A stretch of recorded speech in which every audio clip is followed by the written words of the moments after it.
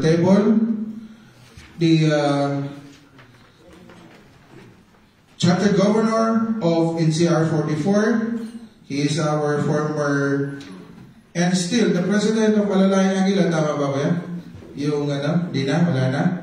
He is the our vice chairman for the Malalayang Aguila under our administration. Hindi ko alam kung anong gusto niyang position dahil tumanggi na siya doon sa isa dahil naunahan siya ang ating Kuya Jovinal Asis. Kaya, good afternoon. Andiyan din si Ate Jinky. Asan si Ate Jinky? Ate, gandang hapon po. And of course, our incumbent governor of European Union region, Kuya Sak Castillo, kaya gandang hapon po. Of course, the chapter governor of European Union region is the former governor, Kuya Mamang Guapo. Ayaw mong sabihin yung pangalan niya, Mamang Guapo Ilagan Jr. Kasi mahirap no? Kailangan talaga sabihin natin yung Mamang Guapo talaga. Kasi doon siya, kahit sa Pilipinas, hindi nila alam yung pangalan Divino. Ang alam nilang pangalan, Mamang Guapo. And of course, our Vice Governor, Kuya Pete, gandang hapon po. And si Kuya Pren is history talaga. Nung first na nag-meet kami dito, talagang sabi niya, Kuya P, mayroon kaming inaayos sa Switzerland. At ito na yun. Ang aking Kuya Efren Mercado, kaya gandang hapon po. At may pinaplano pa ulit siya Sabi niya, babalik ka baka December o January. Kuya, taglamig yun. Masakit sa tuhod. Ay, di ba masyado maraming. Of course, Kuya Ria, kaya gandang hapon. The new inducted chapter president of Switzerland Eagles Club, Kuya Geronimo. Ito, magaling siguro magkabayan to Pangalan pa lang Kuya Geronimo Enriquez. Good afternoon. Of course, his Vice President, Kuya Richard Mariano. Yeah. And also, thank you to Kuya Pascal. And he will be in the Philippines this coming June. And he will join the Ironman. Wow! And I told him that I will also run. I will ride on it's either in a motor or in four wheels. So that, because I cannot join him. No? And the sub-presidential table, yung ating secretary, tama ba? Assistant Secretary, Kuya Milo. And the treasurer, Kuya Leo.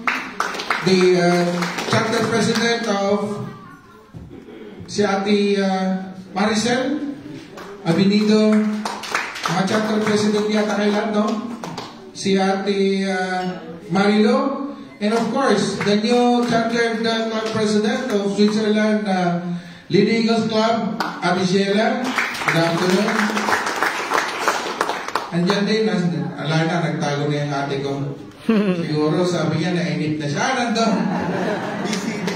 Of course, my son, and Ate Gina, and of course, yung asawa ni Kuya Pete, si Ate Pau, and Kuya Boards. Sabi ko sa kanya,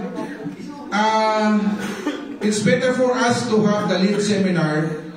Siguro, ano ba yung event nyo sa gala? Anong gagawin natin? Sayawan lang tayo? Kantahan? Ito lang ang pakiusap ko sa inyo. After ng lead seminar, total hanggang 12 o'clock naman tayo. No? I want you to learn something for the lead seminar. Okay lang ba? Yan. Siguro yung 3 oras na magsayawan tayo dyan, papawisan na tayo. Sabihin natin sa may-ari, dito sa hotel, huwag nilang buksan yung aircon. Sigurado, pawis na ngayon pa lang, pawis na tayo no? Ha? Oo. Anyway, sa mga kuya at ate, Bunso Friends of Eagles. Ay si Ate Lori, thank you doon sa ate Pagdating namin kagabi, sabi niya, kuya, kumain na kayo. Ito, inutong Kapampangan. Sino ba taga Kapampangan dito? Oh, maraming kabalin ng aking ate. Oo, talo ako dito. Maraming salamat sa ate, sa luto mo. Of course, kay Ate Sheila, maraming sa pag-accommodate. At si Kuya, sino ba yung nagsundo sa amin kagabi? Kuya Audi. Kuya Audi. Kuya, thank you ha. Pero yung parang mo, nakikita ko sa iyo ha. Kakaiba ka. Ha? Alam niyo ba, ito napansin ng ating governor dito May napansin siyang isa Sabi niya, Kuya LP, tignan mo itong taga Switzerland. Payabangan sila ng barong. Sabi ko, taga Switzerland yan Maraming pera yan. Di ba? Oh. Pagpapakan natin ang ating sarili. Doon pa lang nakikita na ninyo yung inyong quality as a member of our organization. Meron lang akong malungkot na narinig kay Ate Sheila kanina. Sabi niya, Kuya LP, ito lang yung nakakalungkot. Sabi niya, nung ito mga aspirant namin, sabi nila, may 10 darating. Naghanda, maraming handa. Ilang dumating natin? 2. Sana huwag nang mangyari yun, no? Actually, yung effort, di ba? Tandaan niyo po yan, mga kuya at ate ko. Yung effort niya na naghanda, di ba? Please, no? Kailangan ang Agila mayroon tinatawag na word of honor. Tandaan niyo po yan. Nung una, yung inindak natin nung sa Barcelona, they don't believe na I will be coming here in Barcelona. Sabi ko sa kanila, hindi po ako gano'n ng klaseng tao. Kung ano yung sinabi ko, ginagawa po natin yan. Kasi hindi sila maniwala nun. Nanonundema si Kuya Mamang Guapo nun. Kuya Gup Mamang Guapo. Kasi hirap na hirap siya magpaliwanag sa mga tao. Pero sabi ko, pupunta ako dyan kahit na natapos na ang event. That's why pupunta po ako dito. And doon ko naman nakita na itong mga nasa Barcelona natin, yung kung ano yung pag-accept nyo sa amin dito, ganon din ang pagtanggap nila sa amin doon. At nakakatawa pa, yung isang pari doon, si Father Lino. Sino po ba nakakakilala kay Father Lino? Yung pari po doon ng Paris Church sa Barcelona. Sabi niya, Kuya NP, yung mga Gong and Gable ng club namin, babasbasan ko. Sabi niya. So, dalhin nyo doon sa So, umattend kami ng mass ng Sunday. That is Sunday morning.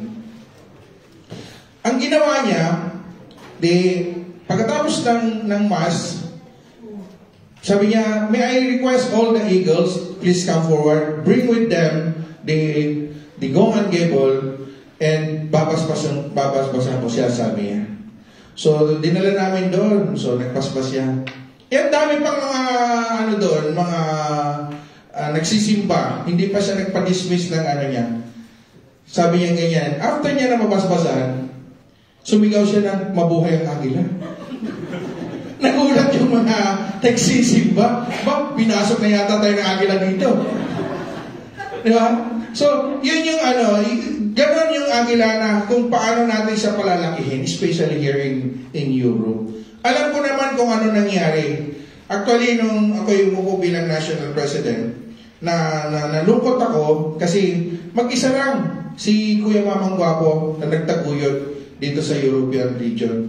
Siya lang po siya lang po ang tumatayo noon na governor. At siyempre, sinuportahan din ng ating governor ng NCR 44, si Kuya Jovinal. And sabi ko sa kanya, Kuya, babawiin natin paunti-unti ang lahat ng region dyan. So, madaling salita, meron na tayo ngayon na umpisahan. And after this, lilipad po kami papuntang Italy ba yun, Kuya? Papunta natin kay Kuya Rene? Milan.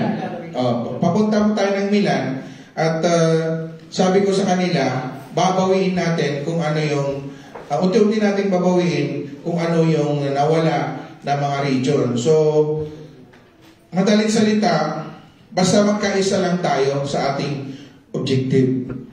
And congratulations sa mga bagong chartered and inducted member of Switzerland Eagles Club and Switzerland Lady Eagles Club. Welcome to the new journey of your life. No? Sa totoo lang, dito, bawat isa sa inyo, nakikita ko sa inyo kung sino yung totoo at sino rin yung hindi totoo. Nakikita ko yan. Kala nyo, Yung magic. Yes, sir. Nakikita ko yan. Alam nyo, sa totoo lang sa Pilipinas, kasi ako, nung nag-aaral ako sa criminology, mayroon kaming subject na psychology. No? Even sa facial reaction mo, kilala na kita. Di ba? Ganyan ako ka sa tao. Kilala ko rin kung at sasabihin ko na lang sa inyo mga club president kung sino-sino dito yung after this hindi na matatawagan at cannot be reached. Hindi, makikita yan sa action ninyo. But the most important with you mga kuya at ate ko, nandito kayo, nanumpa kayo. Di ba? Saan? Sa palatandaan ng mga kasama natin at sa Panginoong Diyos. Di ba? Tandaan nyo yan. Kasi kung halimbawa ngayon, nagsisinungaling na kayo, maganda pa ngayon pa lang lumabas na kayo sa pintuan. No? Why? Kasi at least dito pa lang, kilala na natin kung sino-sino yung mga yan. Why? Kasi ano yung purpose natin? Bakit nandito tayo? Di ba? Ano yung dahilan? Sino ba yung membership committee ninyo dito? Membership committee chairman? Meron ba? O Hugo? Wala? Wala? Meron. Sino yung nag-interview sa inyo? Si Kuya Efren? Pagka yan, Kuya Efren lagot ka sa akin. Tandaan niyo po, ang una-unang tanong sa inyo ni Kuya Efren, ano? Ha? Sabihin nyo, ano itong tanong ko sa inyo? Bakit? Ha? Bakit gusto nyo maging agila? Di po ba? Pakatandaan niyo po yan. Huwag po tayong magsisinungaling sa sarili natin. Di ba? Alam niyo, bilib ako sa inyo dito Tingnan niyo si Mamang Gwapo. Di ba? Pagpunta niya rito, ang bilis-bilis niya. Di ba? Kaya sabi niya, dahil sa pagmamahal niya sa agila, kahit napicturan siya, bali wala sa kanya yun, sabi nga niya, 1,000 Swiss dollar lang, kaya-kaya niya yan. Di ba? Kasi tinanong na kanila kay Paski, magkano sabi niya? 90. Di ba? Ganun natin kamahal ang ating organisasyon. Di po ba? Hindi yung after ng chartering induction, cannot be reached. Di ba? Please, no? Kailangan, panindigan natin. Alam nyo, pag nanunumpa ka sa isang bagay, para kang di ba yung sa mag-asawa? Anong tawag doon? Till death? Oh yan, sinabi ko sa inyo yan Sinabi nyo yan. Sabi nga ni ate kanina, naririnig ko kanina sa kanya. Sa ibang organisasyon, kahit na, pero sa agila bawal. Sabi niya. Di ba? Maraming sumasama sa ibang organisasyon, pero sino pa yung nagsalita kanina yun? Si Ate Lori yata yun? Ikaw ba yun, ate?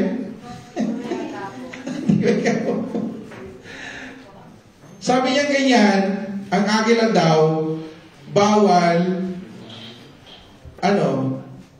siyang gagawa ng kalokohan. Kasi si ate laging kasama. Diba?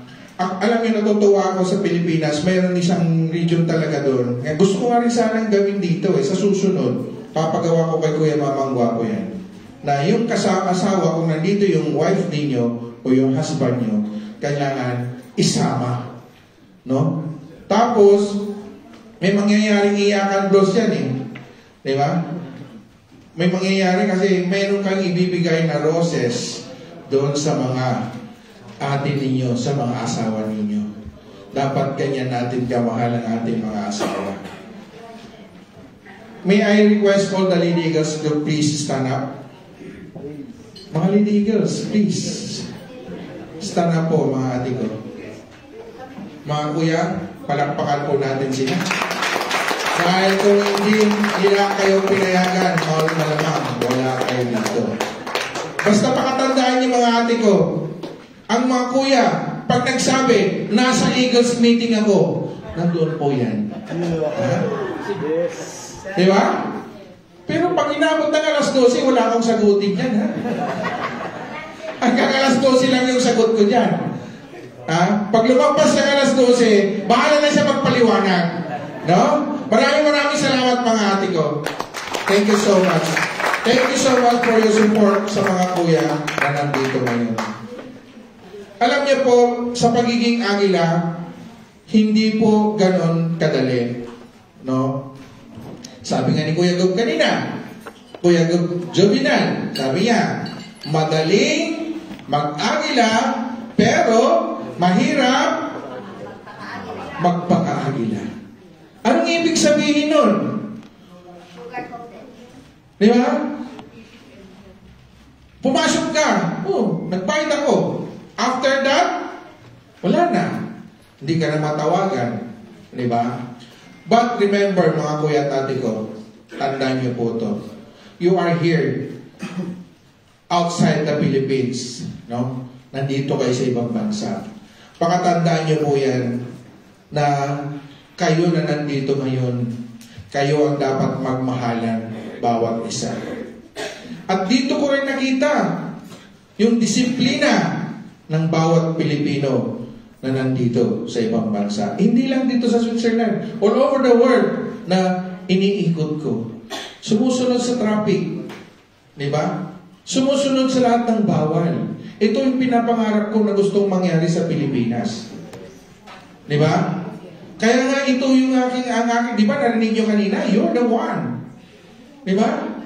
You meaning unity. We, the Eagles, should be the example for real unification in our country. Tingnan nyo ngayon ang bansa natin. Anong nangyayari? Pasalamat kayo nandito. Hindi nyo nararamdaman yung hirap ng buhay sa bansa natin.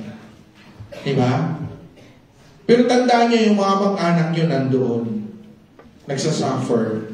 Kaya nga sabi ko, kahit sa agim laman lang, tayo yung magiging ehemplo, tunay na ehemplo sa tunay na pagkakaisa. And of course, yung respect. Ito yung laging nagiging bagsak ang Pilipino, yung respeto. Even the Eagles, mayroon tayo ditong problema sa respeto. Ibig sabihin, pag respeto, huwag natin sisiraan ng isang kuya at ate natin sa social media. Kung may problema kayo, you have to settle among yourself. Nandiyan ang governor, nandiyan ang club president. Kung hindi nyo kaya, tumawag kayo sa akin. Ang cellphone number ko, 24/7, pwede nyo tawagan. Pero si ate na sumasagot nun. Diba? Huwag nyo pong sisiraan ang mga kapatid natin sa social media. Wala pong presiding officer dyan. Sa totoo lang, mga kuya at ate ko, sa mga Lady Eagles, nung ako'y governor, may 2 Lady Eagles club ako. Sa totoo lang, ginibahan ko po yun. Bakit? Sila nag-aaway. Pinag-ayos ko na sila. Kinamagahan, nag-aaway na naman. Sabi ko, Diyos ko, anong gagawin ko dito? Anong ginawa ko? It's better for you to disperse. Ginawa ko kagad ng resolution. Hiwalay kayo lahat, tanggalin ko yung Lady Eagles Club na yan. Kaya ngayon, pakiusap ko sa inyo mga ate ko, no, mga kuya. Alam niyo kung saan nagsisimula? Sa social media. Diba? Huwag po kayo magsiraan dyan.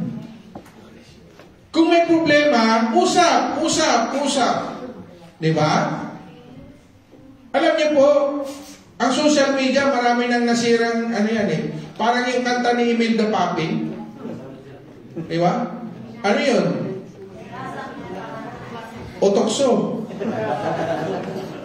Di ba? Yun doon nangyayari yan. Kaya nga, pakiusap ko sa inyo, please, no? We need to be the example of real respect to each, every one of us. No? Huwag po natin sisirain ang kapatid natin. Kung mahal natin ang bawat isa, huwag po tayo magsiraan. Dahil pag sinira mo yan, naku Diyos ko, ang sagutin niyo yan sa Panginoong Diyos. Alalahanin niyo lagi yan. Ako, ang dami ng paninira sa akin sa social media. Pero hindi ako sumasagot. Ang sabi ko, bahala na si God sa inyo. Basta lahat ng sinasabi niyo sa akin, hindi totoo, hindi po ako guilty. Hindi ako sumasagot kahit na anong sabihin nila sa akin. Minsan nga, nagagalit sila yung nagagalit sa akin yung mga nandoon sa office at saka mga governor. Sabi sa akin, QNP, anong action mo dito? Sabi ko, bahala na si Diyos sa kanya. Hindi naman totoo yan.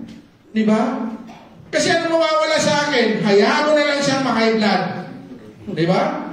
Darating yung araw, ma-high blood na lang siya dahil hindi niya tayo kayang gabihin. Dahil tayo, alam natin na wala tayong ginagawang masama. Kaya sa again, we will be the example of real respect to each every one of us. And the last, letter D. Kailangan lahat tayong mga agila ay mayroong sariling disiplina sa ating sarili. Pag nagawa natin yan, di ba? Ang gusto ko nga sana, pag nandun kayo sa Pilipinas, tayo mag-aaral na, teka muna, kuya. Huwag niyong gagawin yan. Di ba? Mali yan. Dapat tayo mga agila, yung magiging ehemplo. Even sa agila lang, makagawa tayo ng mabuti para sa bansa natin.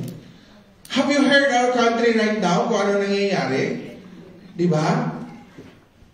Ito yung papel na kailangan natin diyon sa bansa natin. Tayong mga agila ang pupwedeng tumulong. Sa tingin nyo, sino pang pupwede? Meron pa ba? If we can do the you are the one.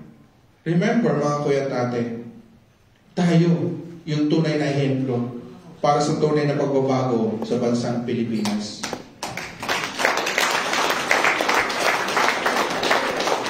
In my every speech, ito yung hinihiling ko lagi sa lahat ng mga membro. Kasi sa totoo lang, wala na akong nakikita na organisasyon. Ako, dami kong organisasyon. Sinong Rotarian dito? May Rotarian ba?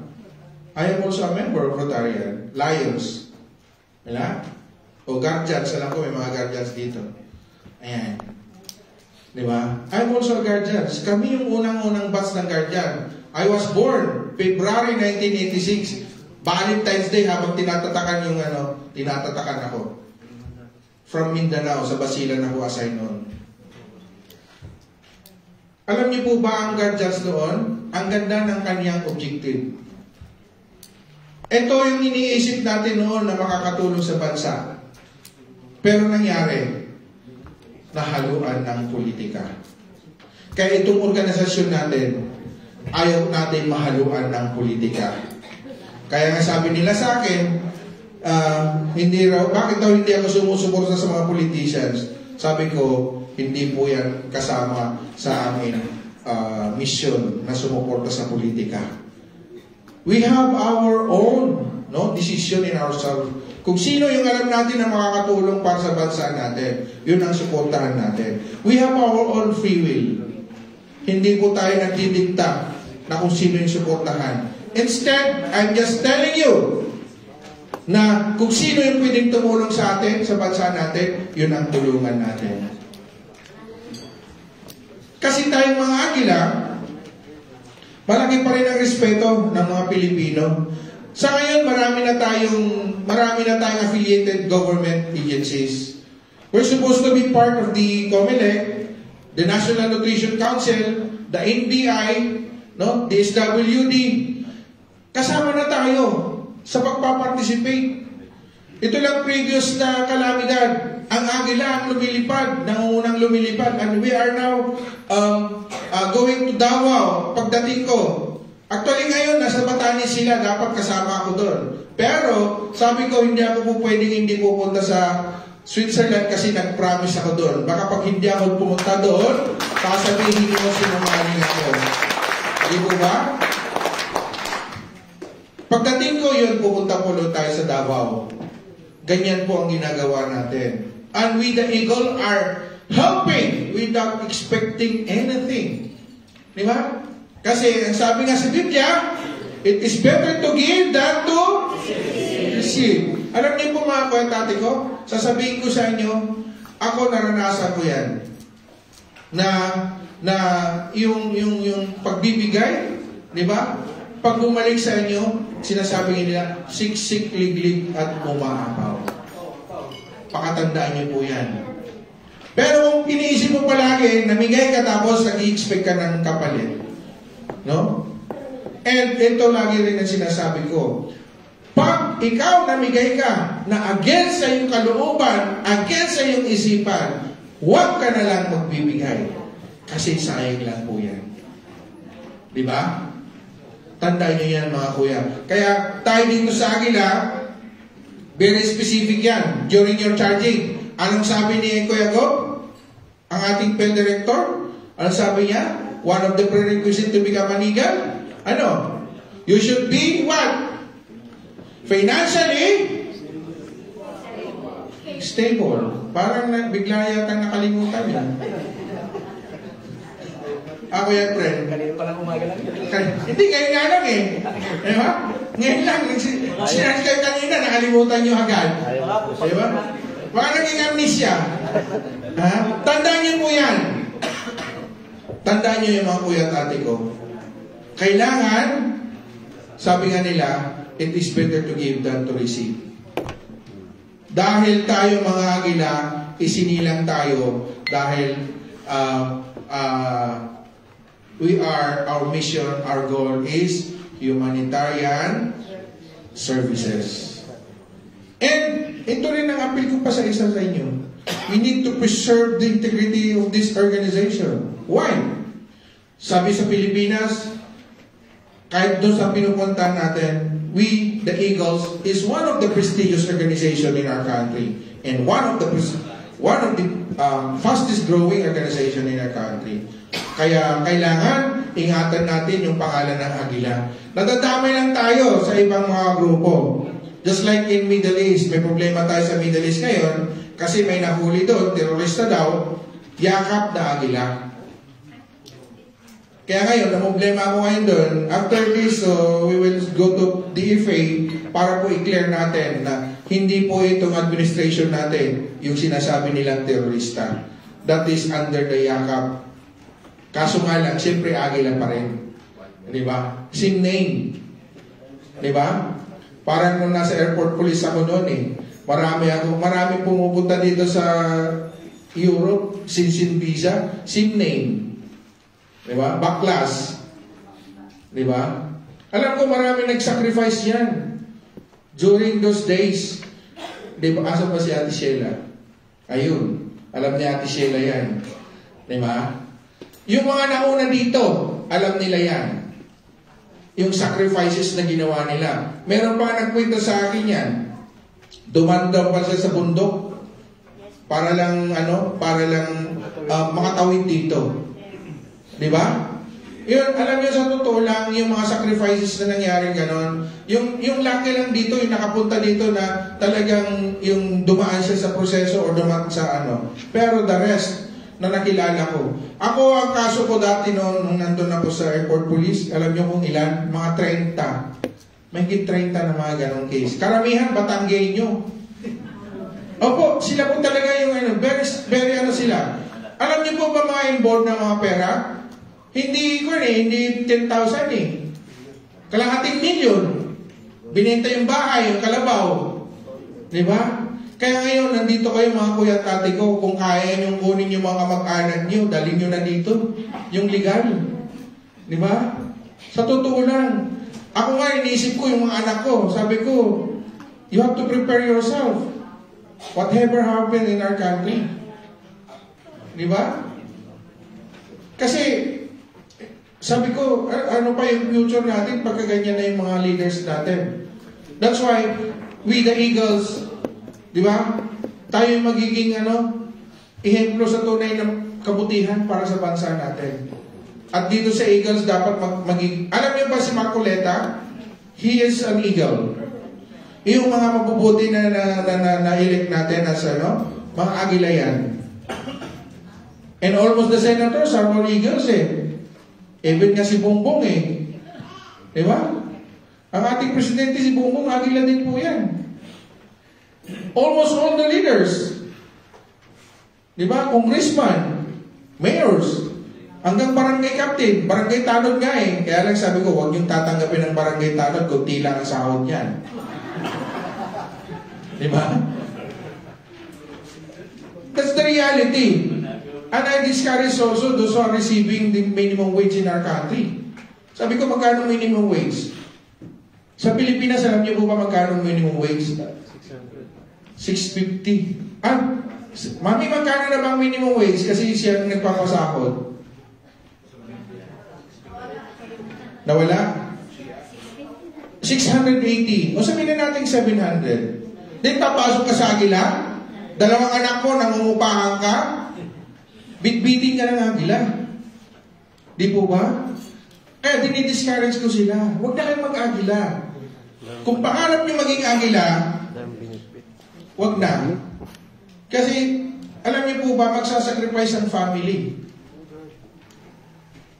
Kaya ako dito, alam ko dito sa inyo dito, hindi naman kayo sumali dito para sabihin nyo na pag nasa Agila ko ay may mabibigay sa akin ng Agila. No, tayo magbibigay. Kailangan Fernando po tayo. Di ba? Sinong hindi Fernando po dito? Ha? Lahat Fernando po? Ayan.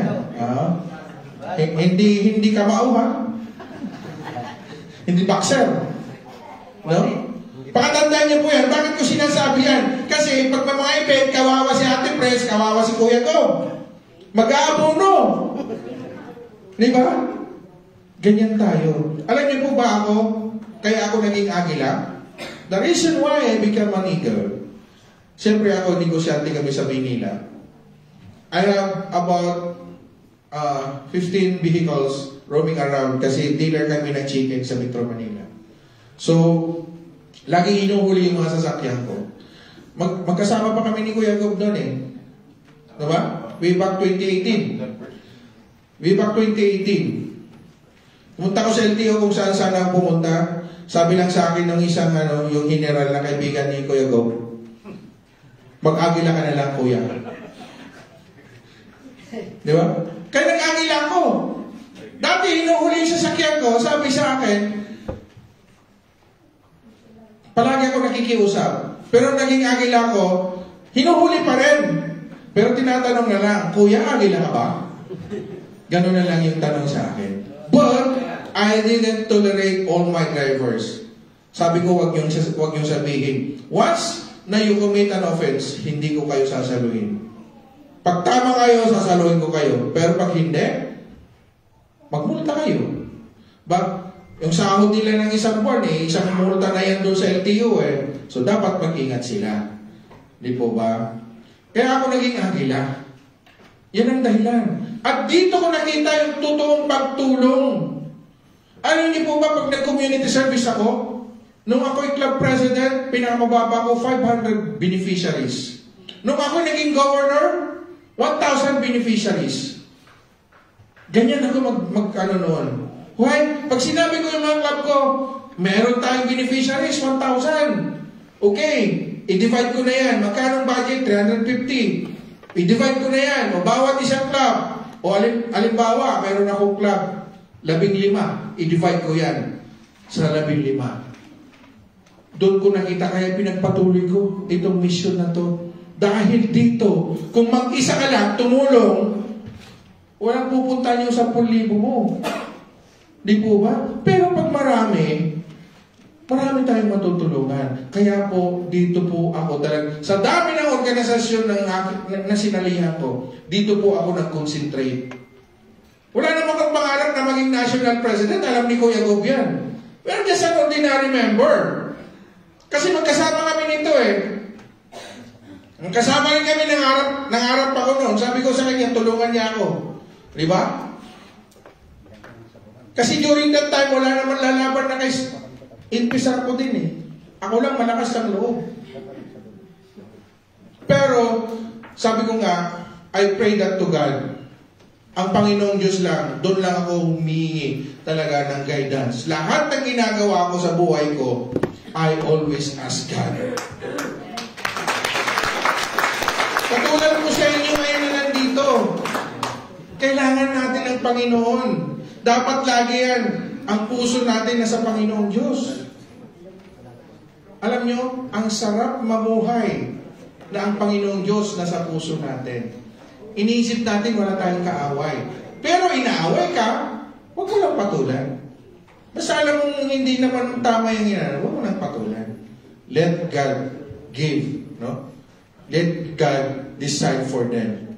Ako ganun na ho eh. Lahat ng mga kalaban ko, di ba? Nagsialisa na. Bakit? Kasi gusto ko, itinama natin talaga yung organisasyon. Now, pag umuwi kayo ng Pilipinas, pwede na kayo pumunta sa office natin. Sino na po ba nakapunta sa office natin? Alam? Ayun si ate. Nakapunta ka na ate? Ayun si ate. Tsaka si kuya. Nakapunta na yan. Bumisita po kayo doon. At kung halimbawa man, ano man ang may tutulong namin sa inyo sa Pilipinas, huwag po kayong magkatubili na tumawag sa amin ni Kuya Gob. Nandoon lang po kami. Sa lahat ng bagay na kaya natin itulong, gagawin natin yan. Kaya nandito nga tayo para magtulungan. Sabi nga nila, sa hirap at kanina sinabi nyo, ano? Tell them? Ang wakas, sa hirap at ginhawa, dapat magsama-sama tayo. Hindi lang yung ginawa. Diba? Alam nyo, yan ang gustong-gusto pa ni God Yan ang gustong-gusto niya Kung tayo mga Pilipino, kung tayo, lalo na dito kayo, no? Yan ang gustong-gusto niya. Yung nagkakaisa tayo. Diba? Alam ko, sabi nyo, ang haba, nawala na, tingnan mo, nasabot tayo. Bisa ba yan natin? Lubat. Naabot ng lubat. Kunti na lang. Hello. Mga 1 minute and 1 hour. Anyway, mga kuya at ate, thank you so much sa inyo, no? Thank you so much sa inyong sacrifices. Thank you so much for your time. At iniisip ko na with your number, no? Walang magkukwit. Sino magkukwit? Kuya Pres, tandaan mo yan Dalawang presidente. Tandaan nyo yan. Pag may nag-quit dyan, sumbong nyo sa akin. Papadeport natin. Di ba? Kasi bakit? Kasi sinungaling. Di ba? Nung tinanong ko sino yung di ba? Hindi siya nagtaas ng kamay. At the end of the day, di ba? Kailangan lagi tayong totoo sa sarili natin. Tandaan niyo po yan. We must be, no, true in ourselves. Mahirap di ba? Pag may dinadalaga tayong problema sa buhay, no? Kahit anong gawin mo, pagka meron kang na dinadala, ako nga sabi nga ni ate sa akin ba't ikaw pag nakaupo ka, lagi ka na lang tulog? Sabi ko, wala naman akong iniisip na problema. Alam niyo po ba yan ang doon Pag upo mo, tulog ka. Pero kung may problema ka, kahit anong gawin mo, mag-uminom ka ba ng sleeping tablets, di ka makatulog. Di ba?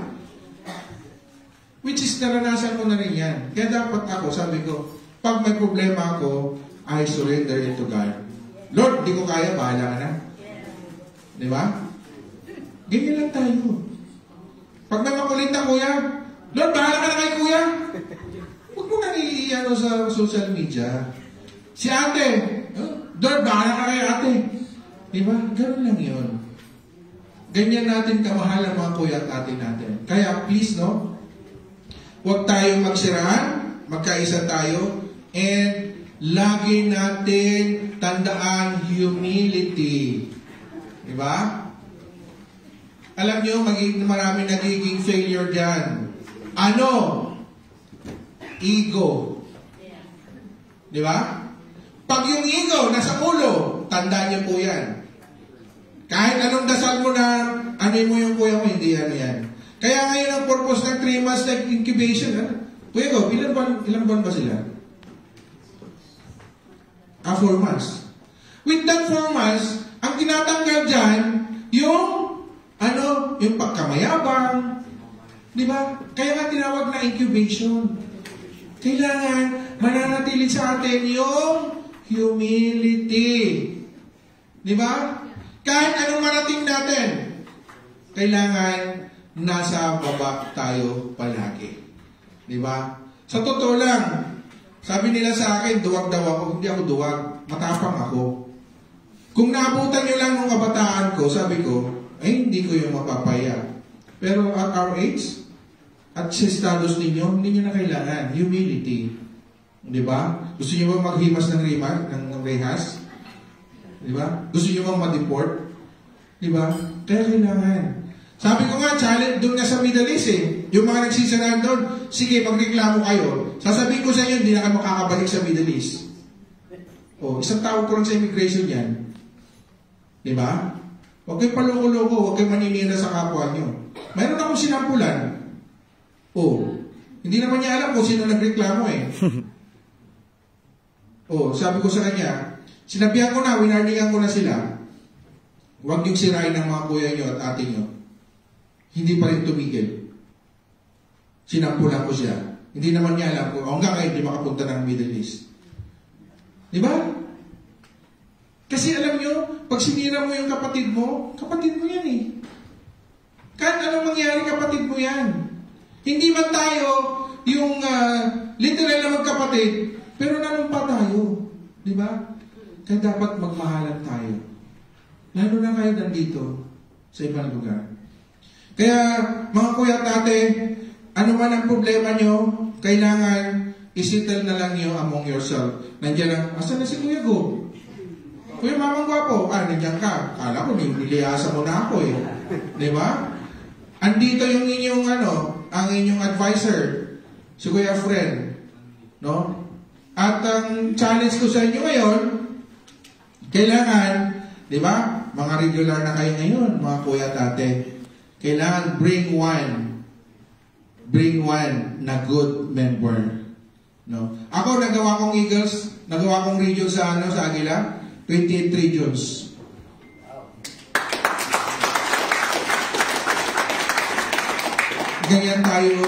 Ganyan tayo mag-motivate sa mga members natin. Alam ni Kuya Boards yan, kasi lagi siya yung field director ko, pinagsisilusan na nga yan eh. Di ba? Marami na nagsisilos sa kanyang mga field director, favorite ko daw siya. Sabi ko, hindi ko siya favorite. Ang may favorite dyan, yung mga club. Yes! Thank you.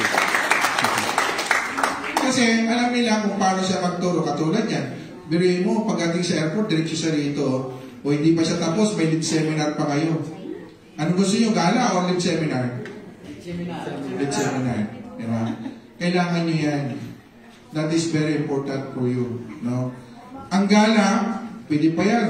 Meron pa tayo ilang oras kayo? 2 oras? Pwede hanggang alas 12. Di ba?